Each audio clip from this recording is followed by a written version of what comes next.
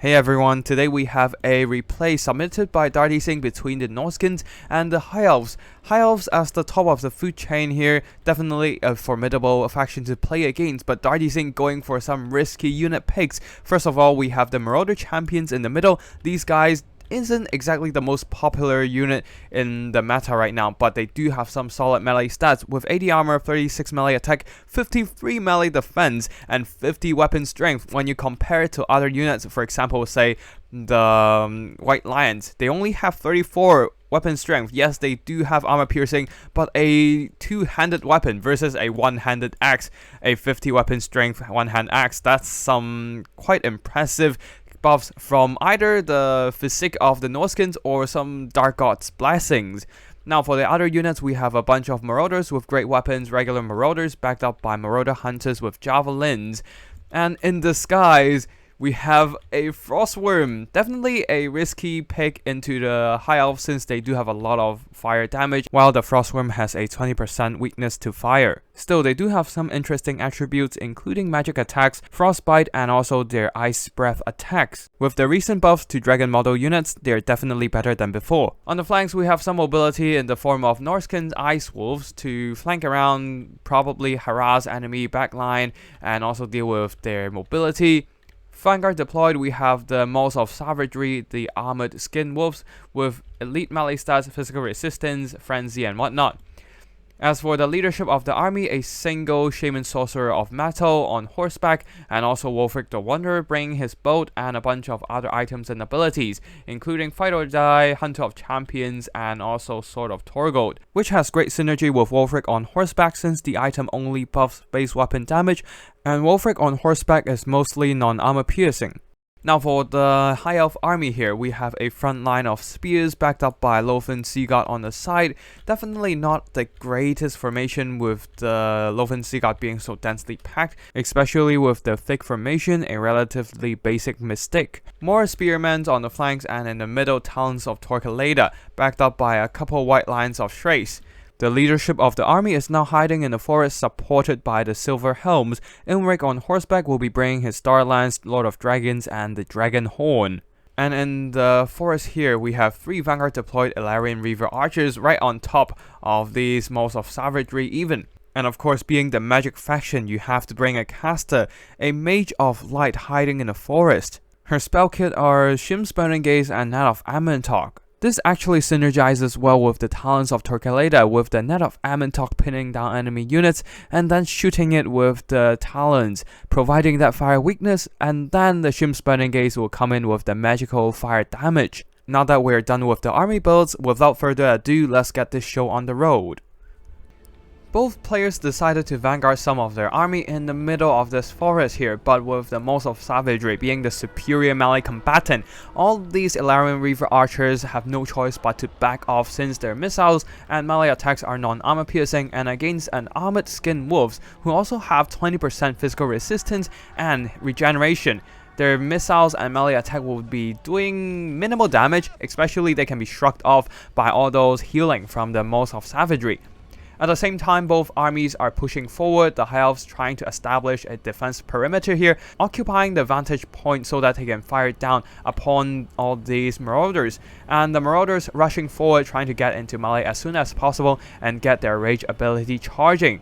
With the physical resistance and melee attack buff applying to them, it will be very beneficial for them to break through the lines of spears. They will need that extra oomph to counteract the martial prowess on all these spears. Now on the far side here, we have some Ice Wolves and the Moles of Savagery hiding in the forest, readying to approach the High Elves' right flank, but they are ready to countercharge with the Silver Helms in place as well as Imric here. The Reavers also taking position, aiming their bows at any Ice Wolves who dare to approach. The remaining High Elves holds their position while the Frostworm is hiding in the trees, avoiding the High Elf arrow volleys. So Wolfric will be striking the static High Elves with his boat, absolutely nuking all these Lothern Sea God here. A little bit slow in response by the High Elf player, but his micro was on point on the melee troops. Ice Wolves charging in, trying to catch all these Illyrian Reaver Archers, but the spears and the Silver Helms counter-charging, and they will be definitely destroyed in melee combat, while over here a nice breath attack along the lines of Talons of Torquelada, but the High Elves responded with a net of Ammontok, pinning down the Frostworm while the Talons are turning around to apply their flammable effect, which allows the Shim's Burning Gaze to do maximum damage, as now the Frostworm has a 45% fire weakness. Look at how much damage it dealt to the Frostworm here, combined with the Talons and also Lothern Seaguard focusing fire on the Frostworm with only 70 armor. This Frostworm is not enjoying it at all and will be backing off into the tree lines once more. A nice Searing Doom dropping in, chipping away some health of the White Lions. A Dragon Horn is also activated, which explains why all these Ice Wolves are absolutely destroyed. Look at how many bodies are left on the battlefield here. And it is just the work of a single Silver Helms. The most of Savagery is also backing off right now, as they do not want to get stuck on some anti-large spears while being swarmed by High Elf Cavalry. But now the Norscan infantry advance is unstoppable, especially the Champions, successfully breaking through a whole bunch of spears, all thanks to their superior melee stats here, especially that 50 weapon strength. It is non-armor piercing, but it's not like the basic High Elf spears have much armor anyways, at only 40. Far from enough to save their lives. So the White Lions will be charging into the Marauders and whatnot, trying to do some damage, but the Champions are shrugging it off with their superior melee defense at 53 and also that additional physical resistance. On top of that, as the White Lions are too focused on fighting the Champions, Wulfric unleashes his bolt once more, destroying a whole lot of White Lions of Strays, also a Searing Doom dropping into the ranks of the Lothern Seaguard. The rather frail High Elf infantry simply cannot hold their ground against an overwhelming force of elite Marauders. Even their heavy armor and their extra melee defense given by martial prowess is not saving them at all, as the Marauder Champions have 41 melee attack right now with their Rage ability fully charged, a +5 melee attack, and combined with their 50 weapon strength. Yeah, elite as the White Lions are, they are still getting their ass beat. At the same time, after taking substantial damage, the Frostworm decided to come back and drop another Icy Breath, this time on the Lothern Seaguard. Some Marauders are rushing over as well, and the Frozen Seaguard simply cannot outrun their pursuers. Over here, Wulfric the Wanderer is pinned down by a net of Ammontok. The spears will be rushing forward, trying to drag him into melee combat. While on the far flank here, the Marauders and Marauder Champions are trying to push away some of these Illyrian Reaver archers. And a little bit of lapse in micro by the High Elf player here, allowing some of these Illyrian Reaver archers to be caught by the Norscan melee infantry, a little bit of unnecessary damage. On the far side, the Silver Helm supported by Imric has successfully defeated the most of Savagery, now trying to chase them down, though they did take a lot of anti-large missile damage from the Javelins earlier. Probably a mistake right here, not chasing off the most of Savagery, as they no doubt will be able to come back, as they still have quite a bit of distance to the White Line, which allows the most to be regenerating as they slowly approach back into combat. But the Silver Helms, they do not have that kind of regeneration, and they will take massive damage from a single volley of anti-large javelins. Even with Imric supporting, the Silver Helms being so depleted will struggle to break through the Marauder Hunters with javelins, because there are still some decent melee fighters, and should have enough health to repel the High Elf Cavalry. At the back here, another bolt is dropped onto some clumped up White Lions and spears, doing some minor damage to the Lothern Seaguard at the back, but seeing only a couple blood splatters, they probably only killed a single unit model. Anyways, back to the fight in the middle, as Wulfric is now pinned down by a net of Ammontok from the Light Mage. His Marauders are too busy surrounding the Light Mage, and that means Wulfric is alone, surrounded by the armor-piercing White Lions with nothing to support him. Over here, the Frostworm is dropping onto some White Lions of Strays, hoping to do some armor-piercing damage, but the Talons are firing again, showering him with flaming arrows and also applying that fire weakness. Other than the torrent of arrows, another Shim's Burning Gaze coming in, and the Frostworm will be taking massive damage and routed by all these High Elf firepower. In the front line, the Dragon Prince Imric is in great trouble, being hit by double debuffs, Hunter of Champions and the Plague of Rust, not upgraded but still minus 30 armor. Though Wulfric's charge is a bit janky, stuck on his own unit, unable to hit Imric on the first strike. But then the hits are coming in with Plague of Rust and Hunter of Champions stripping away most of Imric's armor. The Prince of Calador is being bullied by his menacing looking opponent sitting on a comically large horse. Imric will be absolutely destroyed in melee combat by Wulfric the Wanderer here after all those debuffs. Despite the White Lions' best effort to rush in and save their liege lord, unfortunately Imric will be be routed, though not before dropping in one last Dragon Horn on the field, but I doubt how much effect it has on the battle itself. They'll probably wreck the Marauders in melee, but that's about it. Another Shim's Burning Gaze comes in, chip away some health of Wolfric, and he is also flammable due to the talent firing into the fray. Perhaps that's enough to rout Wolfric, but that might be too little too late. Most of Savagery also regenerating enough health to engage into melee combat once more. Don't forget there are also some Marauders on the field, and they have that Rage ability. Now that they have engaged in melee long enough, it is fully activated. Especially now that it has been reworked and will not disappear like it used to. Wolfric is routed, but the balance of power is already in the favor of the Norskins.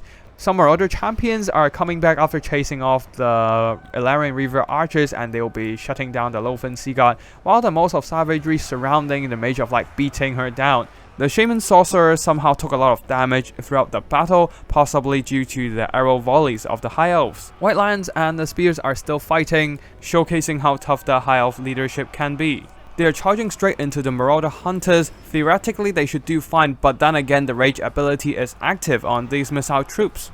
The High Elf infantry is in big trouble, especially with the champions approaching them. With the White Lions so beat up, things are looking grim for the High Elves, as there's nothing really to deal with the Marauder Champions. Most of Savagery routing the Mage of Light, and basically everything from the High Elf army is breaking right now. Imric, along with a couple battered Loafen Sea God, barely regroups in front of the White Line, but their leadership is no longer holding. Army losses is slowly approaching, and that shall be the end of the High Elf army. Massive thanks to Darty Singh for sending in this replay.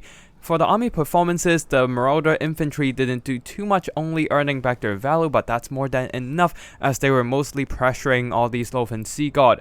The Marauder Champions didn't earn back their own value, but seeing how healthy or how many models they have left in the late game, there was certainly a decent performance. They absolutely hit like a truck with their 50 weapon strength. Even the White Lions with the heavy armor cannot stand against them simply because they lack that HP to tank the damage. Combined with their solid melee stats, they actually trade well even against an armor-piercing, rather elite infantry. Isn't exactly the most elite, but still, their stats for a mid-tier infantry is absolutely solid. So that goes to show how much of a beast in melee these champions can be. As for the mobility here, the Norscan Ice Wolves getting overwhelmed by the High Elf mobility, and Imric himself, the Frost Worm, being heavily focused by all those flaming missiles. The talents of Torquilada, the Shim's Burning Gazes from Mage of Light. I do think that Tackless would be much better in this kind of situation, with the ability to send out fireballs, activating additional weakness to fire debuffs with the Kindle Flame, and also using the Net of Ammentalk as well, really synergizing with other fire damage, bringing a full-on flame weakness build. Anyways, for the rest of the army here, the Marauder Hunters with their Javelins anti-large firepower to focus down the Silver Helms, and perhaps Imric as well, really earned back quite a bit of value, while the most of Savagery not quite earning back their value as they were mostly being chased by the Silver Helms and Imric. As you can see here, the Silver Helms earned back more than their worth. But then Wolfric the Wanderer, being a solid melee combatant and unparalleled duelist, gave Imric a proper walloping, with the debuff stacking with the Plague of Rust from the Shaman Sorcerer as well as his own Hunter of Champions. Now for the High Elf army, the White Lions, despite fighting their designated target, the armored infantry of Marauder Champions, they still didn't manage to earn back much value, especially with the bolt dumped onto them by Wolfric himself. And then the Loafen Sea God being rushed and pressured by a whole lot of Marauders overwhelming their position. They also have limited value, especially lacking great targets to shoot at. The Frostworm was a good target, but that 20% missile resistance for its scaly skin and 70 armor mitigated a lot of their firepower. Same goes for the Ilarian Reaver Archers. The spears crushed by either the Marauder Champions, as you can see here, quite a bit of kills on these elite Norscan infantry, or they are just overwhelmed by the Marauders, who are better melee fighters than them for breaching enemy defenses. Now, the talents of Torquelada earn back their own value, shooting at the fire weakness Frostworm, and Imric not doing so hot here, unfortunately. Not having a lot of good targets to fight, the best target are perhaps the most of savagery, but then he was targeted by Wolfric himself, surrounded by Marauders and pinned down against a much larger, scarier melee combatant. The Prince of Calador, Lord of Dragons, unfortunately do not have the oomph to punch back, especially with the lack of healing, since the Mage of Light was wielding all the magic instead. To be fair, that was a really good snipe against the Frostworm here with a focus of all these flaming arrows and missiles, but unfortunately with all that attention captured by a large flying beast, the rest of the Norscan army is pretty much neglected and are allowed to pierce through all these high elf defenses, with their staunch line of spears not exactly working to their full potential. Anyways, that is it for today's battle. I hope viewers you enjoy, and if you want to see more, be sure to hit the like and subscribe down below to receive new updates to the channel. And if you want to showcase your own replay, feel free to drop by my Discord or send me an email with the replay file attached. I'll be sure to check them out. That's it for today. Thank you for watching, and I'll see you in the next one. Tactical Lich, signing out.